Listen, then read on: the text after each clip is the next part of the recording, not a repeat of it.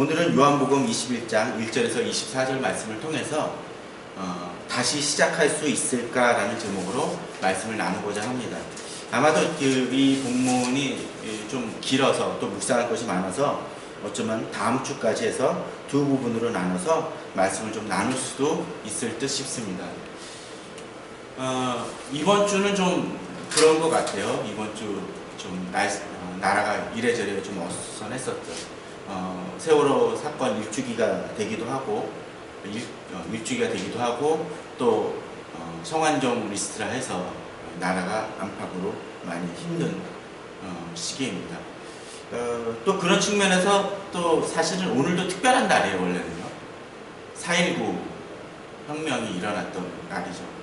사실 어떻게 보면은 그 4.19 혁명에 대해서 미완의 혁명이라고도 이야기를 합니다.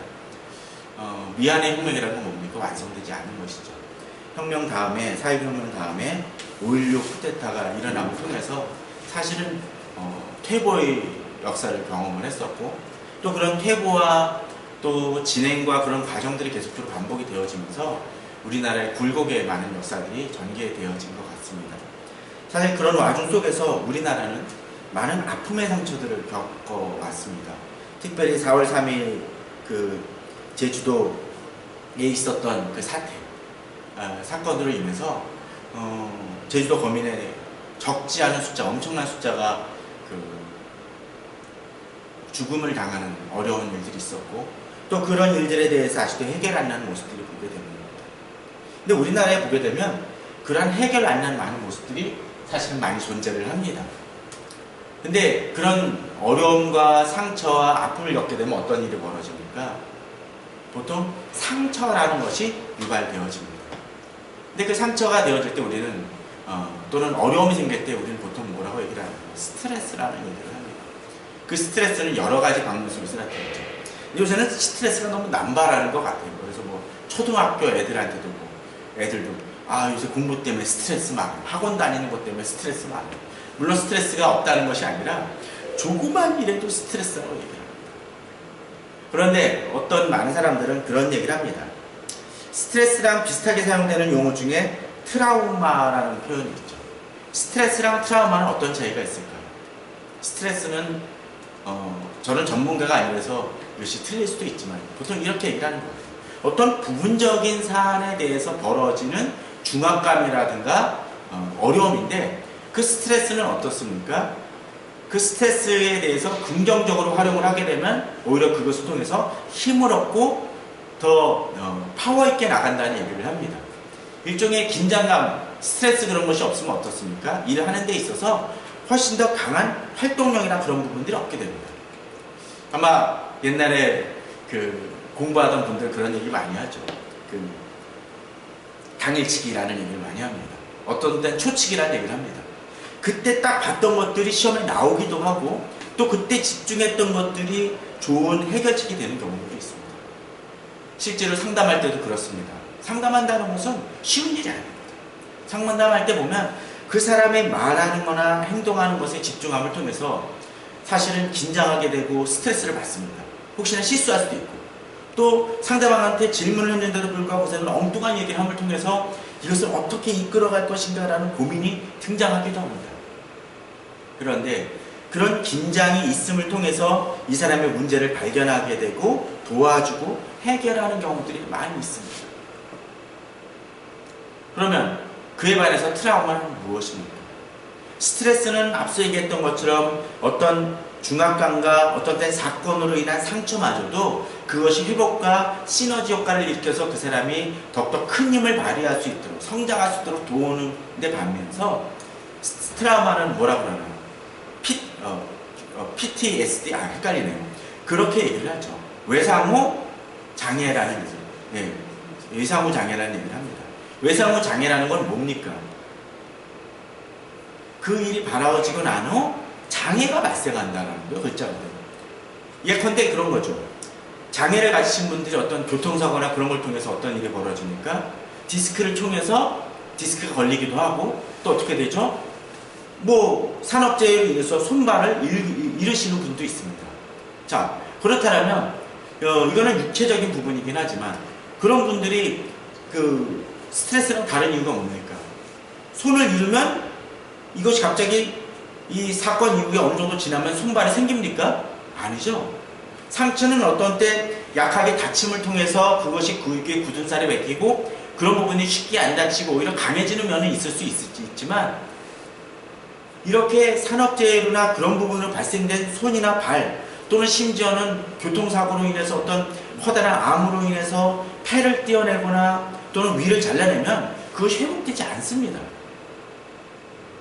정서적인 부분에 있어서도 마찬가지라는 거죠. 외상후 장애는 어떤 일이요? 그것으로 인해서 계속적으로 어떤 상처를 갖게 되고 그것이 계속적으로 그 사람을 괴롭히는 역할을 하게 됩니다. 좀 극단적인 표현일 수 있지만 어떤 때 어느 사람이 한번 시험을 뭐 잘못 봐가지고 대학 입시에서 재수를 해서 다음번에 더 좋은 점수를 거두게 되면 그거는 오히려 스트레스나 라고 얘기할 수 있습니다. 트라우마는 아닐 수 있어요. 그러나 어떤 사람이 어떤 일로 인해서 예를 들면 좀 강한 얘기를 뭐 성폭행이라든가 그런 것들이 되어지게 돼서 그것이 스트레스나 그런 건 아니라는 거죠. 트라우마라는 거죠. 우리는 구분을 해내야 됩니다. 최근에 지난주에 있었던 우리 4월 그 세월호 사건 같은 경우는 스트레스가 아니라 트라우마에 속하는 것입니다. 그렇기 때문에 이 부분을 진상 규명을 하고 해결해야 된다는 이야기가 바로 그 이유죠. 제주 4.3이라든가 광주라든가 4.19 때 일어났던 일들 또는 간첩으로 몰려서 거짓 간첩으로 몰려서 고통받았던 사람들에게 있어서 이런 문제들은 스트레스가 아닙니다. 트라우마라는 것이죠. 그러면 이 트라우마를 해결해 주기 위해서 우리는 도와줘야 됩니다. 그런데 이러한 부분들이 그런 어떤 대형 사고만이 아니라 우리들 개개인의 삶에 있어서도 이런 트라우마는 존재할 수 있습니다.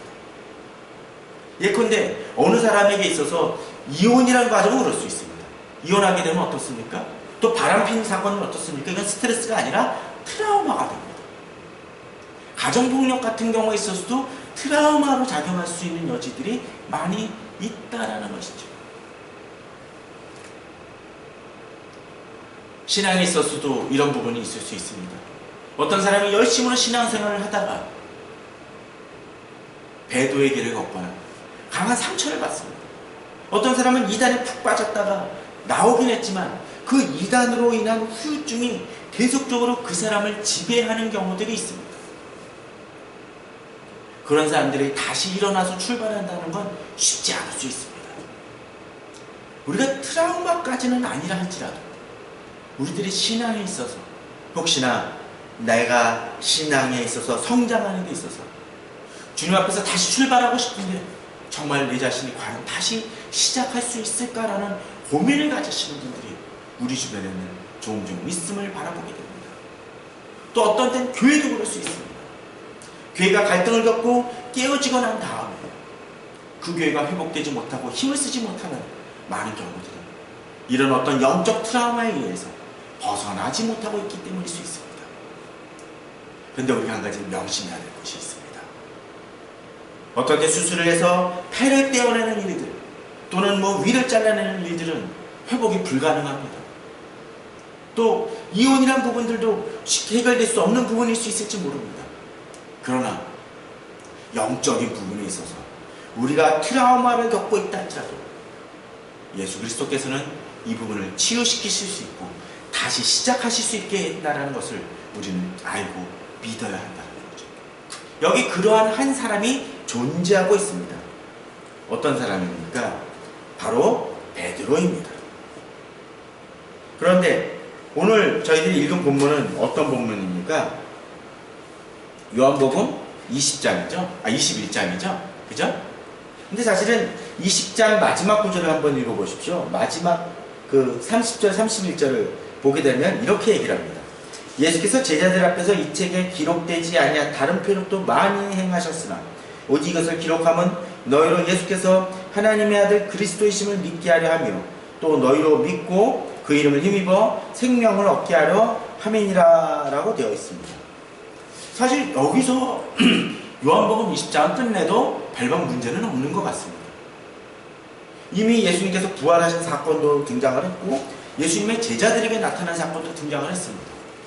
다른 복음서에도 이 정도는 나오고, 그리고 예수님께서 승천하신 얘기로 끝나버립니다. 그런데 불구하고 이 요한복음 21장은 독특하게 어떤 사건? 예수님께서 베드로를 만나는 사건이 전개되어집니다. 왜 그랬을까요? 누구 때문에? 바로 이 베드로를 일으켜 세우시는 장면이 이 본문 속에서 등장하고 있다는 것입니다.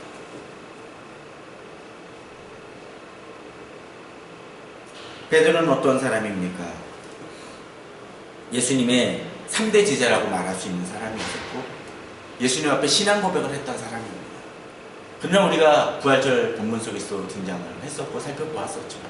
이 베드로는 예수님이 감람산에서 잡히실 때 잠시 대제사장의 종의 귀를 쳐서 귀를 잘라버리는 담대함을 보이긴 했지만 그 후에 다른 제자와 같이 도망가 버리고 맙니다. 또 어떤 일을 행하나요? 그 와중 속에서도 주님이 어떻게 되시는지 좀 고민이 돼서 쫓아가기는 합니다. 그런데 어떻게 쫓아가죠? 멀찍이 쫓아갔다고 되어 있습니다. 그리고 어떤 일을 행하나요? 예수님 곁에 있고 싶었지만 그러지 못하고 예수님 앞에서 멀찍이 떨어져서 다른 사람들과 대제사장의 종들, 그런 어떤 그 하인들하고 더불어 모닥불을 쬐다가 어떤 일이요? 예수님께서 예언하신 대로 예수님을 3번 부인하는 일들이 벌어집니다. 그리고 후회했다라고 되어 있죠. 그래서 어떤 분들은 이 베드로의 이 배신은 어쩌면 가룟유다 별반 다르지 않다라고 이야기하는 분들도 있습니다. 그런데 이 2명 중에 한 사람은 목을 매달아 죽고, 이 베드로는 후회하고 우는 장면으로 끝납니다. 한 사람은 죽고 말아버리지만 베드로는 다시 일어서는 모습이 등장하죠. 근데 그 다시 일어서게 된 그 계기가 뭡니까? 바로 오늘 본문에 해당됩니다. 이 베드로는 잘 본문을 보게 되면 20장까지 해서 예수님께서 등장을 하셨을 때 어떤 일을 행하나요? 사실 그 전에 예수님이 그 부활하셔서 그 빈 무덤이 비었을 때 다른 제자와 열심히 가장 먼저 쫓아가고 무덤 속에 들어가는 일까지 했던 사람이 바로 베드로였습니다. 그는 그래도 예수님에 대한 사랑이 아직도 식지 않았음을 보여줍니다. 한번 배신하긴 했지만 뜨거움은 있었던 사람이라는 거죠. 그러나 독특한 현상이 하나 벌어집니다. 딴 때 같으면 나서고 뭔가 얘기를 하고 말하는 사람이었던 반면에 예수님께서 제자들 앞에 나타나셨을 때 베드로 이름이 등장을 합니까? 요한복음에서 안 등장합니다. 오히려 도마는 예수님을 만져보기 전까지 내가 믿지 못하겠다 하지만 베드로에 대한 언급은 없습니다. 아니 그렇게 나서기 좋아하고 참견하기 좋아하고 앞에 나서서 뭔가 이야기하고 행동하기 좋아하는 왜 베드로가 여기서는 등장하지 않는 걸까요? 없었던 걸까요? 아닙니다. 분명히 있었을 것입니다. 그럼에도 불구하고 나서지 못하는 이유가 뭘까요? 부끄럽기 때문입니다. 예수님을 만나기 힘들었기 때문입니다.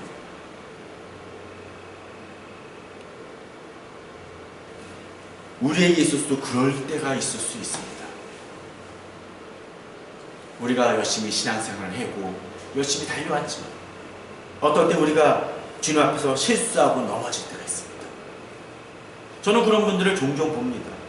어떤 분들은 교회 생활을 열심히 하다가 청년 때 열심히 하다가 막 열심히 본을 보이고 달려가다가 결혼할 때쯤 돼서 나이가 과하고 넘치니까 결혼 상대자를 구하지 못하고 믿지 않는 배우자를 쉽게 택하는 경우도 있습니다.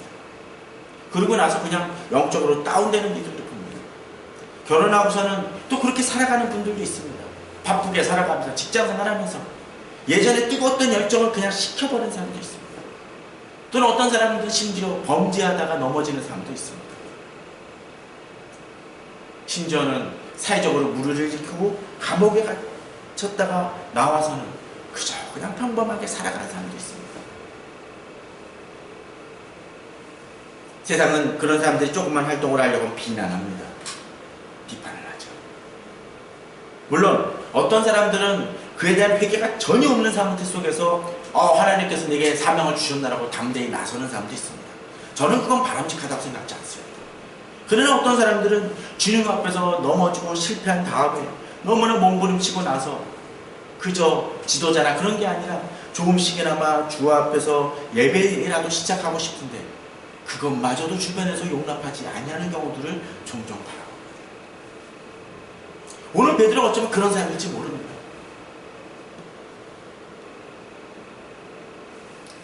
그러기에 베드로는 넘어져 있고 실패해 있는 모습 속에서 비록 주님에 대한 갈망은 있지만 주님 앞에 담대히 나서지 못하는 모습을 보여줍니다.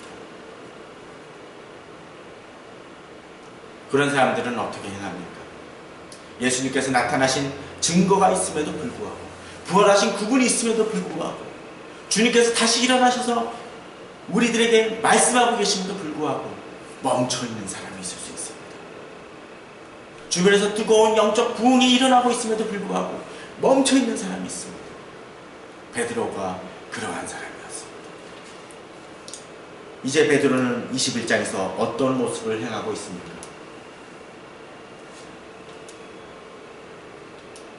자, 여기 보게 되면 3절에 보면 뭐라고 되어 있나요?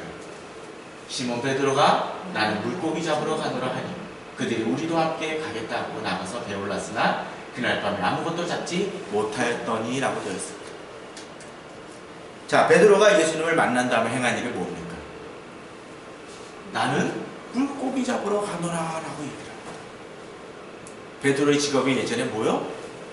어부였습니다. 예전에 예수님께서 그를 부르실 때 뭐라고 그러나요? 말씀하실 때 너를 사람을 잡는 어부가 되게 하겠다라고 얘기했습니다. 그러나 그는 이제 사람을 잡는 어부가 아니라 다시 예전에 물고기를 잡는 어부로 자기 자신을 돌아보고 있습니다. 왜? 자기는 자격이 없다라고 생각하기 때문에 그렇습니다.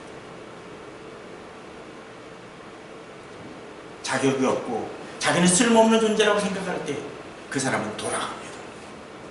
과거로 돌아갑니다. 그저 그냥 자기 옛날 생활을 묻혀버리고자 합니다.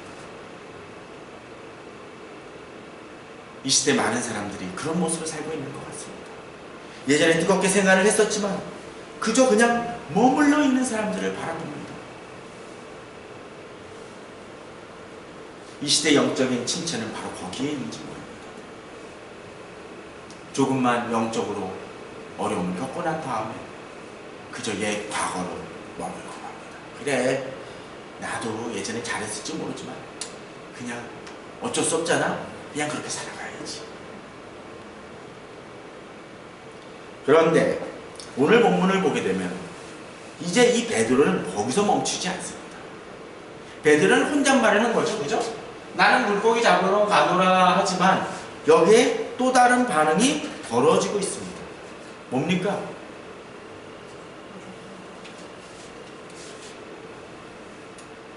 이렇게 얘기를 하고 싶네요. 나는 물고기 잡으러 가노라 하니 그들이 뭐요? 우리도 함께 가겠다라고 이야기합니다. 자, 사실 21장 1절에 보면 21장 2절에 보면 시몬 베드로와 디두모라 하는 도마와 갈릴리 가나 사람 나다나엘과 세베대의 아들들과 또 다른 제자들이 있었다고 되어 있습니다. 몇 명입니까? 꽤 많은 숫자죠, 그죠? 도마, 베드로 빼고 나다나엘 그리고 야곱의 그 세베대의 아들들 둘이 있다가 다른 제사하게 되면 한 6명인가요? 좀 헷갈립니다, 저도. 예, 6명이죠, 그죠? 그러면 몇이에요? 베드로까지 포함을 하면 7명이고 사실은 예수님의 12제자 중에서 지금 가룟 유다는 없죠? 11명에서 7이면은 과반수죠, 그죠? 예? 엄청난 숫자가 지금 쫓아가는 장면이 등장을 합니다. 그죠? 자, 여기서 우리는 한 가지 좀 중요한 부분들이 있습니다. 한 사람의 영적 침체는 거기서 뭉치는 것이 아니라 주변에도 영향을 준다는 거예요. 한 사람의 시니컬하고 한 사람의 부정적인 그 의견은 어때요? 주변 사람들마저도 어두움을 버티고 말아버린다는 것입니다. 성경에서 우리를 그리스도의 향기라고 얘기를 하죠. 근데 향기는 좋은 영향력도 있지만 나쁜 영향력을 미칠 때도 있습니다. 우리는 그런 얘기 많이 하죠. 어떤 사람이 좀 지저분한 얘기지만 방귀를 끄거나 또는 짜장면을 먹으면 어떻습니까? 그 방 안에 냄새가 퍼지는 거와 마찬가지라는 것입니다. 영적인 어두움은 주변에 영향을 미칩니다.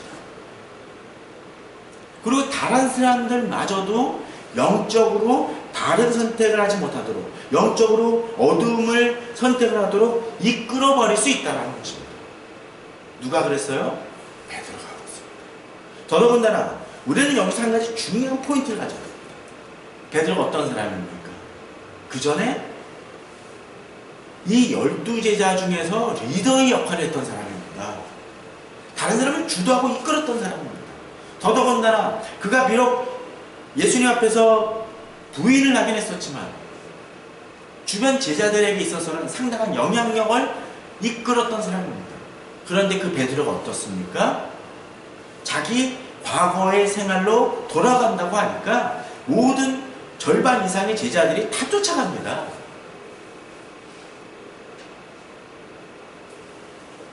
저는 그런 점에 있어서 이 시대의 어둠을 바랍니다. 이 시대 영적 지도자가 되어져야 될 사람들이 이런 어두움과 침체 속에서 살아가고 있는 것은 아닌가 생각합니다. 대표적인 케이스로 바로 믿는 가정이 그럴 수 있습니다. 가장이 믿음의 본을 보이지 않습니다. 오히려 영적인 부분에 있어서 타협의 모습을 보입니다. 그러니까 어떻게 해요? 자녀들도 또 아내도 또 남편도 그런 역할들을 하지 못합니다. 오히려 가정을 쫓아서 나아갑니다. 믿는 사람의 가정이 바로 서지 못하니까 영적인 어두움이 가져옵니다. 또 어떻습니까? 친구들과의 관계에서도 그렇습니다. 믿는 사람의 본을 보여주지 못해요. 그러니까 어둠이 납니다. 교회도 마찬가지입니다. 목사가 오히려 영적으로 바른 메시지를 선포해야 될 때 교인들의 눈치를 바라봅니다. 물론 독불장언으로 나가라는 얘기라는 것이 아닙니다. 주님의 말씀 안에서 바로 섰다면 그 말씀을 선포해야 됩니다. 권위를 나타내야 되고 어떤 것이 잘못됐을 때는 바로 잡는 역할을 해야 됩니다. 그러나 이 시대의 목회자들에게 그런 권위가 있습니까? 없습니다. 아니 물론 권위가 있는 사람들이 있습니다. 있는데 어떤 영향력이요? 오히려 초점을 엉뚱한 곳에 맞추게 한다는 것이죠. 이 12제자들은 어떻게 했습니까? 아직도 12제자입니다. 예수님 만나기도 했었어요. 그런데 그들이 모여서 결정한 게 뭐예요?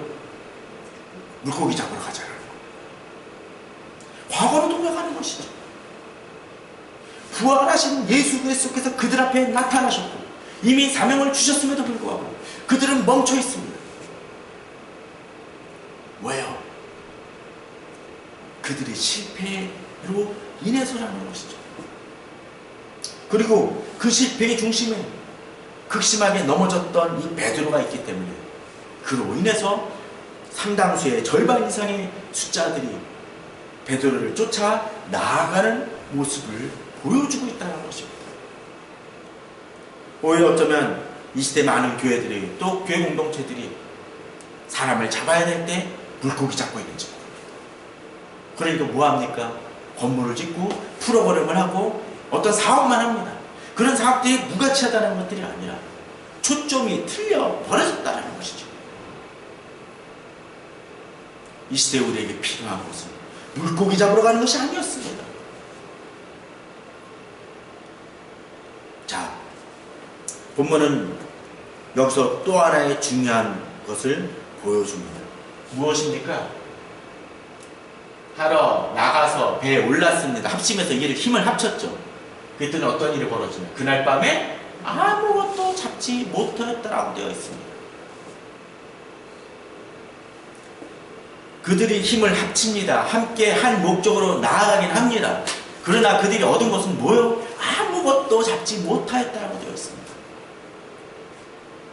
배로 나아가긴 할 수 있을지 모릅니다.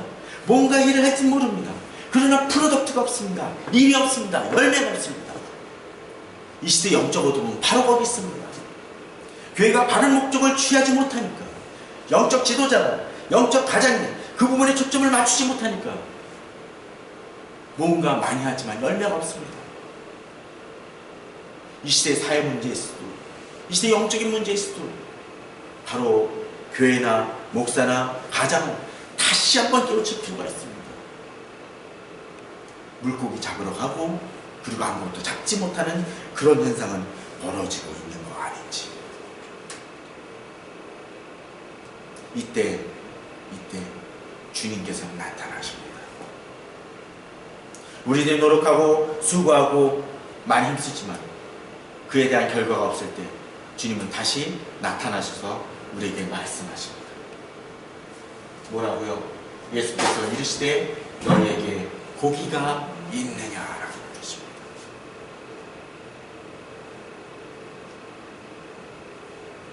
없나이다. 그들은 밤새 노력했지만 없다라고 얘기합니다. 문제는 이들이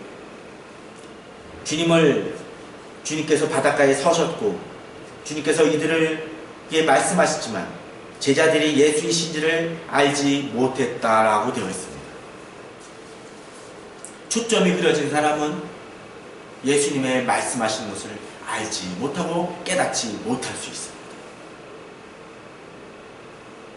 그러한 우리들에게, 그러한 현대의 교회들에게, 그러한 베드로에게 주님은 나타나셔서 말씀하십니다. 지난번에도 한번 얘기 드렸던 것처럼 아담이 범죄했었을 때 예수님을 물으십니다. 내가 어디에 있느냐? 가인에게 물으시죠? 뭐라고요? 내 아우가 어디 있느냐? 지금도 뭐요? 너에게 고기가 있느냐라고 물으십니다. 답은 뭡니까? No! 없다라는 것이죠.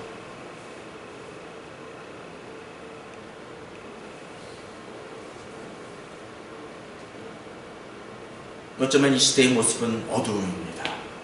아무것도 이루지 못합니다. 건물은 세우고 여러 가지 프로그램을 세우고 신학교에서 신학생은 넘쳐서 목사들은 넘치지만 교회는 아직도 침체되었다고 해도 많은 수백만 명의 교인들이 있을지 모르지만 그들이 이룬 것은 아무것도 없을지 모릅니다. 그때 주님은 말씀하십니다. 고기가 있느냐? 우리의 대답은 무엇입니까? 없습니다. 우리가 비록 실패하고 힘들고 어쩌면 영적 트라우마로 인해서 헤매고 다닐지 모르지만 베드로는 포기하고 다른 제자들은 포기했을지 모르지만 주님은 나타나십니다. 어쩌면 베드로는 그런 생각을 했을지 모릅니다. 11제자와 같이 있었을 때 주님께서 나타나셨을 때 자기에게 한 말씀 좀 하셨으면 하는 마음도 있었을지 모릅니다. 차라리 좀 꾸짖으시지, 차라리 몽둥이를 들고 좀 한 대 때리시기라도 하시지, 그런 생각을 가졌을지 모릅니다.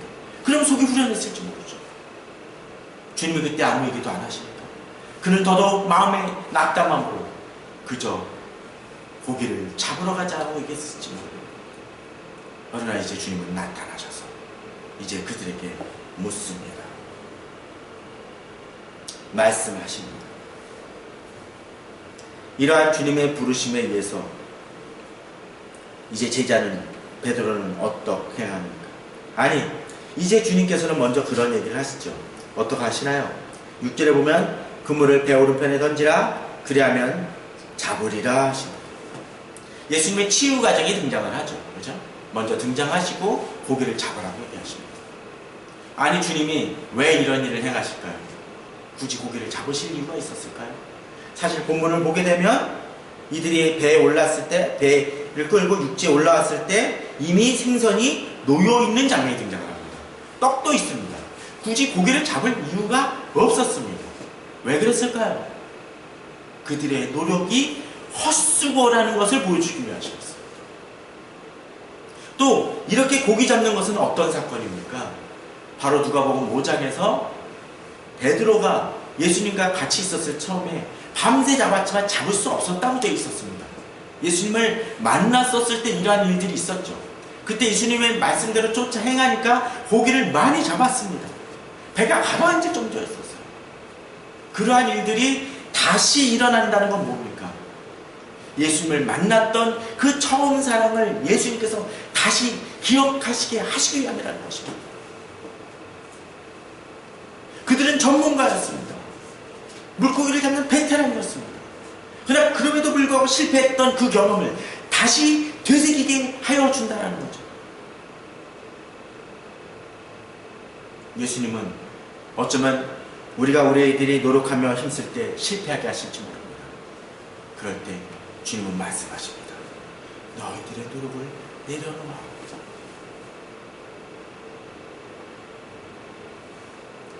예수님은 또한 그냥 거기서 멈추지 아니하십니다.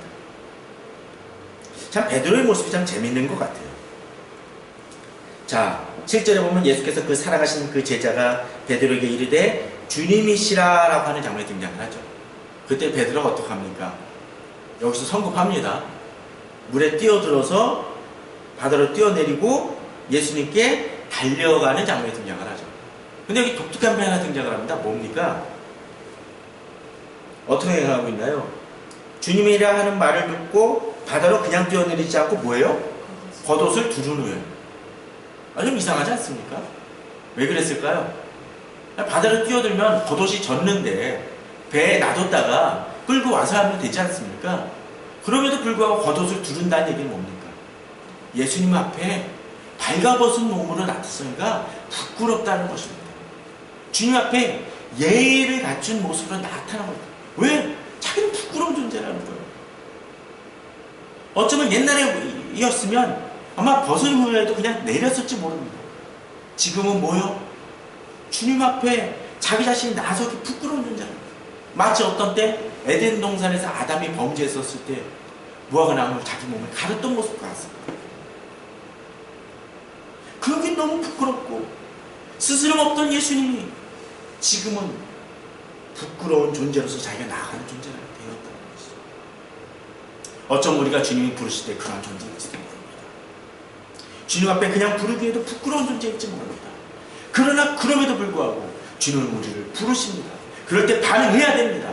나아가야 됩니다. 주님 앞에 무릎 꿇어야 됩니다. 주님은 우리가 나아오길 원하신다라는 것이죠. 그렇게 반응하는 베드로가 나아갔었을 때, 오히려 다른 제자들은 물고기를 끌고 오고 있었을 때 베드로는 나아갑니다. 그때 예수님은 어떻게 행하고 계시나요? 이들에게 모닥불을 피워놓고 계시고, 숯불을 피워놓고 계시고, 생선을 놓아 계시고, 이게 잡은 생선이 아닙니다. 그죠? 그리고 떡도 놓아 있습니다. 이것은 뭘 의미하나요?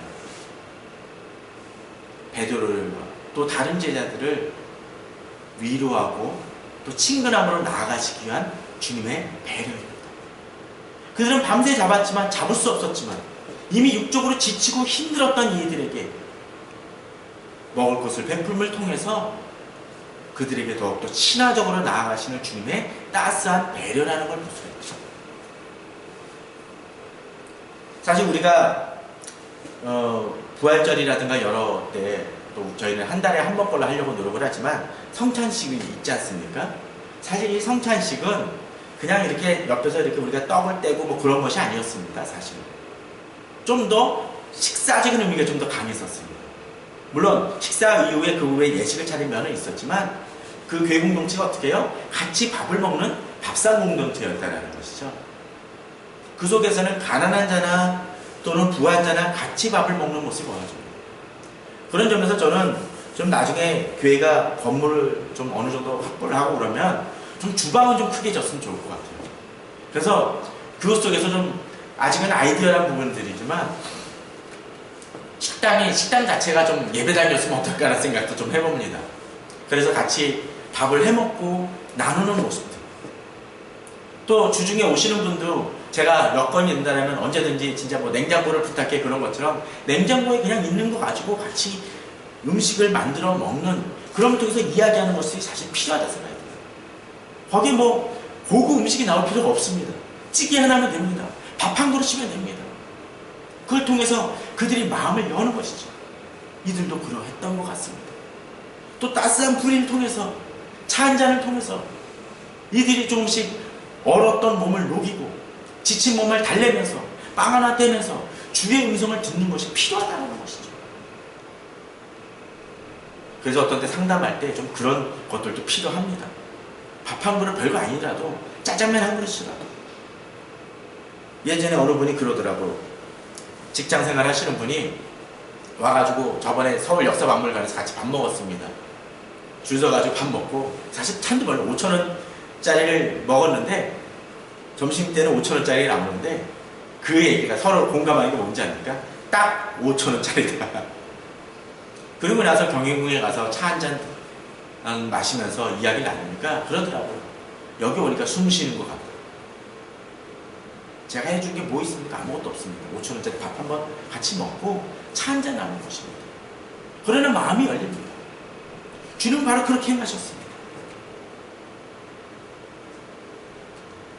그리고 아마도 시간상으로 다음 주에 다뤄야 되겠지만 예수님께서 이제 그에게 사명을 주시고 다듬으시는 장면이 바로 그 다음에 벌어지고 있다는 것입니다. 이렇게 예수님께서 떡을 떼시고 생선을 나누시는 장면이 어떤 것이었습니까? 그걸 통해서 어쩌면 많은 생각들을 이 제자들은 가졌을 것입니다. 어떤 거요? 오병이어의 기적을 봤을 수 있을 것입니다. 또 어떤 거요? 마지막으로 주님이 앞에서 십자가에 달리시던 나누었던 성만찬을 생각했을 것입니다. 또 주님과 교제했던 많은 시간들을 되새기는 시간이 되어졌을 것입니다. 우리에겐 그런 회복의 시간이 필요하죠. 주님 우리의 그런 배려를 하시는 분이십니다. 그런데 여기서 또 한 가지가 등장을 하죠. 그렇게 물고기를 잡아오셨음에도 불구하고 이미 생선이 놓여있음에도 불구하고 10절에서 예수님께서는 뭐라고 얘기를 하시나요? 예수께서 이르시되 지금 잡은 생선을 좀 가져오라 라고 얘기합니다. 이미 굽고 있는 생선이 물론 그 생선 수가 모자랄 수 있을지 모르지만 갖고 오라고 하십니다. 그랬더니 어떻습니까? 몇 마리요? 153마리. 그럼에도 불구하고 국물이 찢어지지 아니했다라고 되어 있습니다. 물론 조그만 생선이 아닙니다. 큰 생선이에요. 그죠? 그리고 이 153이라는 숫자는 우리 잘 아시지만, 잘 아시는 분은 아시겠지만 혹시 뭐 떠오르는 거 없습니까? 154 153 이거 잘 아시는 분들 많습니다. 뭐 153이라는 무슨 선교단체도 있고 막 그렇긴 한데 볼펜이 그 특정 이름을 말해서 그렇죠. 모나미 153 이게 바로 거기에서 연유된 거예요. 사실 이 본문 속에서 또 딴 데도 보면 153을 붙이는 무슨 카페라든가 그런 데들도 종종 있습니다. 이것이 어떤 의미입니까? 153이라는 숫자 자체는 그냥 특정한 것이 아닐 수 있지는 모르지만 하나님께서 예수 그리스도를 만나서 예수 그리스도의 명령대로 행했던 이런 놀라운 일들이 벌어졌다는 증거적인 숫자라는 거예요.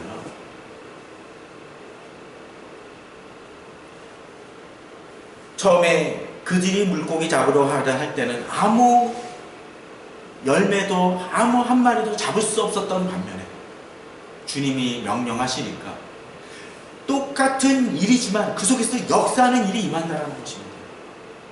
그러기에 우리가 어떤 때 주의 일을 행할 때 주를 의지함이 필요합니다. 내 힘으로 될 수 있는 것은 없다는 것이죠. 주님이 함께 하실 때 역사는 일어납니다. 더더군다나 본문은 참 재미난 구절이 등장을 합니다. 국물이 뭐였다고요? 찢어지지 아니하더라. 저는 이 구절도 참 은혜가 됩니다. 그들이 가진 그 국물이 특수했겠습니까? 아니었겠죠. 찢어지지 아니했다는 건 뭡니까? 한 마리도 놓치지 아니했다는 것입니다. 주님이 함께 하실 때 놀라운 일들은 일어납니다. 우리가 노력한다고 영적인 트라우마가 해결되는 것은 아닙니다. 아니, 어떤 때는 육적 트라우마나 여러 가지 어려움이 있을 수도 있습니다. 그러나 그런 모든 것들 피해서 하나님께서 함께 하실 때, 예수 그리스도께서 만져주실 때 그 트라우마는 진정으로 회복이 되어질 수 있습니다. 비록 어떤 때는 육적 트라우마로 인해서 내가 아직은 신체적인 장애를 갖고 태어난다 할지라도 또는 과거에 아픈 상처를 갖고 있다 할지라도 주님께서 어루만져 주실 때 우리는 회복이 되어질 수 있는 힘을 얻습니다. 혹시 우리 성도님들에게 육체적이든 영적이든 정서적으로든 어떤 트라우마가 있습니까? 아픈 과거의 상처가 있습니다. 내 힘으로 노력할 때 그것은 해결될 수 없습니다. 또 거기서 머물러 있는다고 해서 답은 없습니다. 과거로 돌아가고자 하는 마음이 있을지 모릅니다. 그러나 오늘도 주님은 말씀하십니다. 네가 노력했더니 뭐가 이루어졌냐? 당장 돈 얼마를 벌었을지 모릅니다. 당장 어떤 과거의 어떤 성취를, 어떤 사회적인 성취를 이루었을지 모르지만 그 모든 것들은 마치 모래성과와 같다는 것을 우리는 인지해야 될 것입니다. 주님이 함께 하실 때만 그 모든 것들은 가치가 있습니다. 물고기를 잡아도 좀 그물이 찢어져서 그 모든 것을 놓칠지도 모릅니다. 주님은 말씀하십니다. 우리를 부르십니다. 고기가 있느냐? 돈은 벌었을지 모르지만 무너지는 사람들을 바라봅니다. 최근에 우리는 크리스찬으로서 무리를 일으켰던 많은 기업가들을 보게 됩니다. 국회의원을 바라보게 됩니다. 그분들 장로였더라고요. 최근에 뭐 문제를 일으켰던 거. 그러나 그 모든 것들이 순식간에 무너지는 걸 우리 보지 않습니다. 그리고 얘기합니다. 자기는 신뢰를 쌓아갔다고 생각했는데 그 모든 것이 깨어지는 모습을 보러 그런 사람을 한번 보게 됩니다. 이 시간 우리 자신을 돌아보기 바랍니다. 주님 오늘도 말씀하십니다. 우리를 부르십니다. 그리고 그렇게 부르시고 우리를 위로하시고 다시 회복하십니다. 이전에 11명 제자일 때는 주님이 우리 이름을 부르지 않았을지 모르지만 이제 낙심한 베드로에게 주님은 나타나셔서 그를 어루만져 주시고 사명을 주십니다. 그 사명에 대한 것은 우리가 다음 시간에 말씀을 나누겠지만 오늘도 부르시는 그 주님을 생각하며 다시 일어나라고 다시 일어서게 또 우리를 부르시는 그 주님을 바라보며 오늘도 이 시간 예배 끝내고 믿음으로 나아가시고 다시 힘차게 일어나 주님의 부르심대로 나아가시는 모든 성도님들 되시기를 주님의 이름으로 축원합니다. 저희들 다 같이 기도하도록 하겠습니다.